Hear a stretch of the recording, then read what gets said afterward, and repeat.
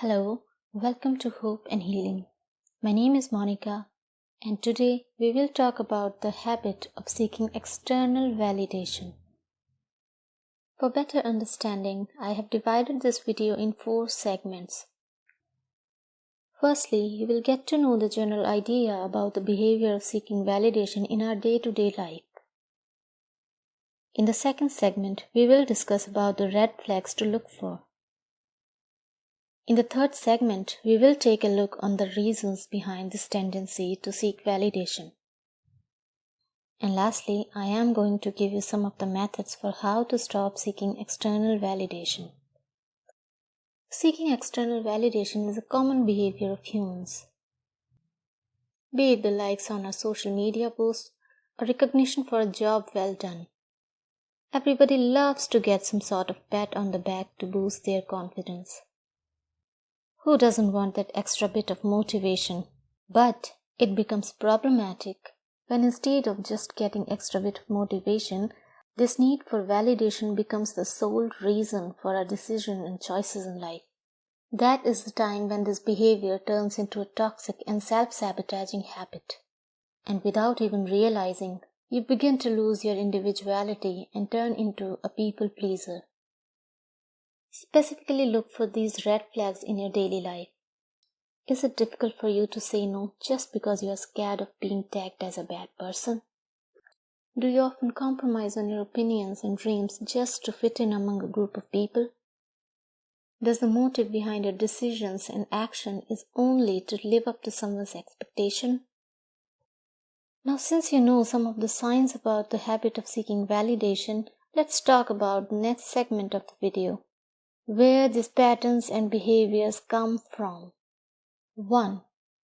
Our childhood and teenage days. Now, believe it or not, but most of our insecurities and fears are rooted deep into our childhood. Same goes for the reason behind the tendency to seek validation. Most often it happens in the case of strict or abusive parents. But it is also possible to adapt this behavior in a very normal-looking childhood. Many times, parents project their own expectations on their child very strongly and fail to give the child much needed warmth and sense of security. These children then often start to live up according to their parents' expectation in hope of getting the affection they seek. This also happens when parents unknowingly compare the child with their siblings or other kids. This makes the child to do something to seek validation from their parents and to get back their affection. Not just the childhood, but in the teenage days also, the young mind is brainwashed to behave in a certain way to earn lots of friends or maybe the attention from their secret crush. These false theories often trap the person in the game of pretension to project an entirely different image of them that people suppose to like. The second reason for our desire to seek validation is the conditioning of our brain. Since our childhood, our mind is conditioned to believing that if we behave in a certain specific way, then we will get the tag of idealism, ideal son, ideal daughter, ideal wife, and so on. These tags demand the person to be more agreeable and ready to sacrifice their own hopes and dreams just for the sake of maintaining peace in the relationships. And that belief system rooted in our subconscious mind make us a people pleaser, even in our closest relationships. The relationships where actually you should feel the most comfortable in putting out your unfiltered version. There is another very common reason for seeking external validation, and that is the lack of self-love. When we don't have confidence in ourselves and are grappled by our own insecurities, we try to get that assurance from others that we are likable and are living a good and socially acceptable life.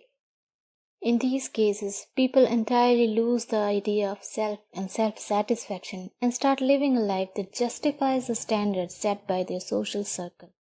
And the last segment of the video, how to stop seeking external validation.